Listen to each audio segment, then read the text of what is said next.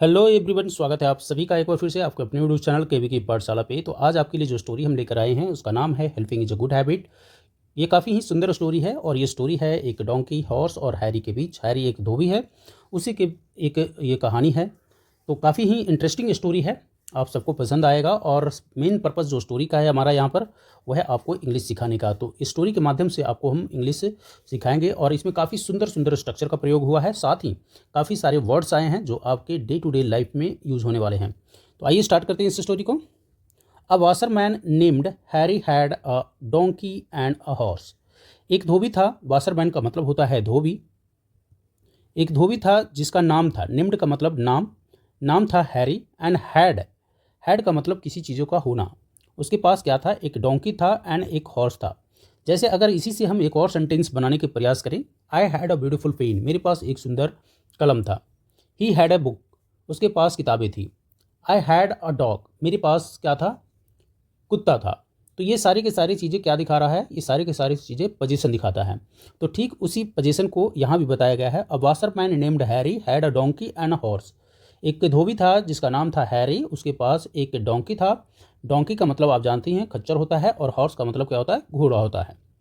He loaded clothes for washing on the donkey's back while he travelled on the horse back. कहता है कि इस donkey का प्रयोग जो है वो क्या करता था? क्लोथ जो है, बासरमैन था, बासरमैन का काम क्या होता है? कपड़े धोना। तो वो कपड़े धोने के लिए डंकी के पीठ पर जो है लोडेड क्लोथ्स, डंकी के पीठ पर क्या? डोंकीज बैक, यहाँ पर देखिए डोंकीज बैक मतलब डोंकी के पीठ पर वॉशिंग के लिए कपड़े लोड करता था, जबकि हॉर्स के पीठ पर बैठकर वो क्या करता था? ट्रैवल करता था, इधर उधर घूमता था। वन फाइन डे, कहता है एक वन फाइन डे का मतलब होता है कि एक काफ़ी ही जब मौसम सुहावना होता है, तो एज ए रूटीन मतलब जो काम वो हमेशा कर रहा है, कहता है as a routine. So you can use like this कि as a routine I was there, मैं वहाँ एज ए रूटीन था। So same way in the sentence it has been used.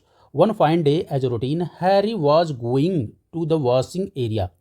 तो कहता है Harry was going to the washing area. यहाँ पर क्या यूज हुआ है? वॉज प्लस V4 का यूज हुआ है, वर्ब का चौथा रूप का यूज हुआ है। जैसे आप कह सकते हैं कि आई वॉज गोइंग देयर, मैं वहाँ जा रहा था, वही सेंटेंस यहाँ भी यूज हुआ है। Harry was going to the washing area, Harry कहाँ जा रहा था? वॉशिंग एरिया में जा रहा था। विच वॉज, जो कि अ little far from his house, जो कहाँ पर था? वॉशिंग एरिया उसका उसके घर से थोड़ा दूर था। तो यहाँ एक वर्ड याद कीजिएगा, अ लिटिल फार फ्रॉम। क्या यूज हुआ है? अ लिटिल फार फ्रॉम, थोड़ा दूर। A little far from his house, उसके घर से थोड़ी दूर पर था वो washing area. The donkey was carrying an usually heavy load of clothes and thus his back was hurting.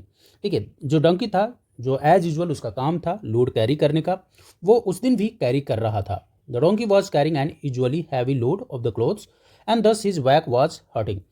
चूँकि वो डेली लोड ले जाता था और इसीलिए क्या हो रहा था? उसका जो वैक था, पीठ था, बैक मतलब होता है पीठ। जैसे बोल सकते हैं आप, my back is hurting, okay, there is a pain in my back, okay, मेरे बैक में क्या है? पेन हो रहा है। तो यहाँ पर आप कह सकते हैं कि यहाँ जो यूज हुआ है कि दस हिज बैक वॉज हर्टिंग, उसका जो पीठ था वो दर्द हो रहा था उसके पीठ में, okay. Moving a little further, काफ़ी ही सुंदर एक वर्ड है आपके लिए एक सेंटेंस के रूप में। मूविंग अ लिटिल फर्दर, जैसे ही वह थोड़ा सा दूर बढ़ा, जैसे ही वह थोड़ा सा दूर दूर बढ़ा, the donkey felt totally exhausted. ठीक है, तो जैसे ही वह थोड़ा दूर बढ़ा तो डोंकी को क्या हो गया? वो एग्जॉस्टेड मतलब होता है थक जाना, वो थक गया, ओके, वह क्या हो गया? थक गया। So he said to the horse, अब देखिए ये यहाँ से इंटरेस्टिंग है। सो उसने किससे कहा? घोड़े से। सेड टू का मतलब होता है कहना।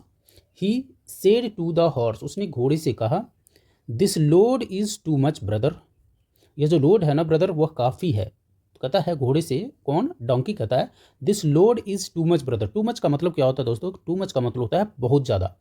दिस लोड, लोड मतलब होता है वजन। यह जो लोड है मेरे पीठ पर वह काफ़ी ज़्यादा है।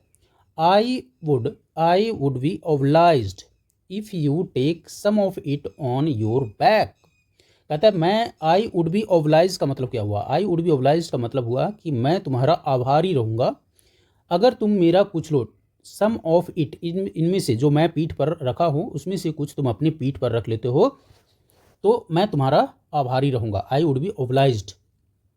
अब ये आई वुड बी ओबलाइज का प्रयोग आप जब भी एप्लीकेशन लिखते हैं तो वहाँ भी करते हैं कि I would be obliged for your kindness. Okay, अब यहाँ पर देखिए some of it, will you please give me some of it, क्या इसमें से थोड़ा तुम मुझे दोगे, है ना। तो these all sentences you can use in your day to day life. So story writing is one of the best way to improve your English. The horse refused, अब यहाँ पर देखिए हॉर्स ने मना कर दिया, रिफ्यूज का मतलब होता है मना करना, एंड यहाँ V2 का प्रयोग हुआ, वर्ब का दूसरा रूप का प्रयोग हुआ है कि उसने मना कर दिया है, ही रिफ्यूज्ड। जैसे आप अदर सेंटेंस में इसका प्रयोग कर सकते हैं, he refuse to play cricket, उसने क्रिकेट खेलने से मना कर दिया, he refuse to come here, उसने यहाँ आने से मना कर दिया, she refuse to go with me, उसने मेरे साथ जाने से मना कर दिया, understood. She refuse to take admission in the school, उसने स्कूल में एडमिशन लेने से मना कर दिया। So this all are sentences which you are speaking on a day to day basis and you can use with the help of this story. So here is he refused rudely, तो ये एक सुंदर सा word है rudely. जैसे बोलते हैं ही the horse refused rudely, जो घोड़ा था वह क्या कर दिया, र्यूडली मतलब होता है बहुत ही बुरी तरीके से। ओके, तो हॉर्स ने पूरे मुंह बना के एकदम मना कर दिया। कहता है क्या, वाई, अब देखिए क्या बोल रहा है, वाई, उसने क्वेश्चन भी रेज कर दिया, why, it is your job, यह तुम्हारा जॉब है, यह तुम्हारा काम है, नॉट माइन, यह मेरा काम नहीं है, it is your job, it is your job, क्या बोल रहा है, it is your job, repeat कीजिए, it is your job not mine, यह मेरा काम नहीं है। Unable to bear any more, यह डंकी बोल रहा है, कह रहा है कि unable to bear any more, अब मैं ज़्यादा दूर इसे ढो नहीं सकता हूँ, अब मेरे से बर्दाश्त से बाहर है, ठीक है, ये डंकी बोल रहा है unable to bear any more. काफ़ी सुंदर वर्ड मीनिंग है, unable to bear any more, अब और ज़्यादा नहीं, एनी मोर का मतलब होता है अब और ज़्यादा नहीं। The donkey was about to collapse, about to, जैसे ये जो वर्ड यूज होता है अबाउट टू, मतलब किसी चीज़ों को होने के जो आसार होता है उसके लिए प्रयोग करता है अबाउट टू। कहता है पहले तो इसका मैं मीनिंग बता दूं कि donkey was about to collapse, मतलब अब डंकी जो है वो गिरने ही वाला था लोड लेकर, डंकी क्या होने वाला था, गिरने ही वाला था। अब इसका सेंटेंस मैं डे टू डे लाइफ में कैसे यूज़ करेंगे अबाउट टू का, उसको बता देता हूँ। He is about to reach there, वह वहाँ पहुँचने ही वाला है। Wait there, I am about to come, वहीं पर इंतज़ार करो, मैं आने ही वाला हूँ। The food is about to cook, food जो है अब बस पकने ही वाला है। So I think you are getting the things कि किस तरीके से आप चीज़ों को इस्तेमाल कर सकते हैं।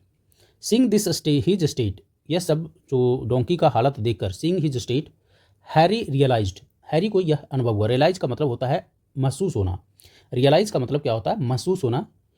Realised his mistake and advise the horse, तो ये सब चीज़ें देखकर, ये सब सुन रहा था और ये सब चीज़ें देखकर जो है उसको, हैरी कौन था, वॉशरमैन था, तो वॉशरमैन को यह रियलाइज हुआ, महसूस हुआ अपनी उसकी गलती। सो रियलाइज हिज मिस्टेक, तो देखिए ये पूरा सेंटेंस आप यूज़ कर सकते हैं। Yes he has realized his mistake, that he has done some mistake, तो उसने रियलाइज किया है, यस ही हैज़ रियलाइज्ड। अरिगटिक, ये डे टू डे में आप कह सकते हैं I am realizing my mistake, I am sorry, I am realizing my mistake. Okay, so seeing his state, Harry realize his mistake, seeing his state, Harry realize his mistake and advise the horse, उसने घोड़े को सलाह दिया, advise का मतलब सलाह देना। It is always good, यह हमेशा सही होता है क्या, टू शेयर अदर्स बर्डन, हमेशा दूसरों का जो लोड, बर्डन मतलब होता है लोड, बर्डन मतलब क्या होता है लोड, तो यहाँ भी एक सुंदर सा वर्ड यूज हुआ है burden. It is always good to share others burden, दूसरों का लोड शेयर करना चाहिए, यह अच्छा होता है। सेइंग सो, यहाँ भी एक सुंदर सा वर्ड यूज हुआ है सेइंग सो, यह कहते हुए, he took half the load off, load off का मतलब होता है उस पर से लोड को उतारना, तो आधा लोड जो है डोंकी पर से वह उतार लेता है, and placed it on the, और उसे कहाँ रख देता है, हॉर्स बैक पर रख देता है। ये जो हॉर्स यहाँ पर आप देख रहे हैं, इससे आधा लोड उतार करके यहाँ पर रख देता है, हॉर्स के बैक पर रख देता है। द हॉर्स थॉट, अब देखिए the horse thought, oh lord, ओ भगवान, क्या बोलता है, ओ लॉर्ड, हे भगवान, half of the load of the bundle itself is so heavy, कहता है इसका आधा बंडल ही जो लोड है ये तो इतना भारी है।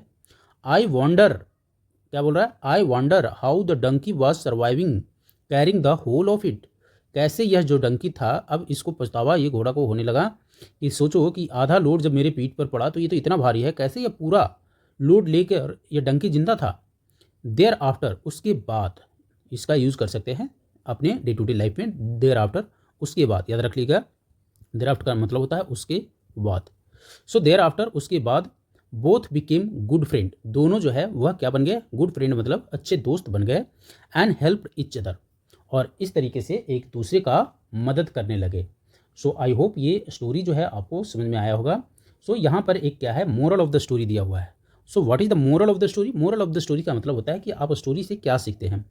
Help other readily for you too might need help someday, कहता है दूसरों की मदद करने में अगर आप तत्पर रहते हैं, यानी तत्पर होना चाहिए, क्योंकि आपको भी कभी किसी की मदद की ज़रूरत पड़ सकती है। क्या शिक्षा मिलती है हमें? दूसरों की मदद करने में तत्पर रहें, क्योंकि आपको भी कभी किसी भी दिन जो है मदद की ज़रूरत पड़ सकती है। सो आई होप गाइस आपको ये स्टोरी समझ में आई होगी, और जो वर्ड्स वोकैबुलरी मैंने आपको बताया होगा आप लिख लिए होंगे।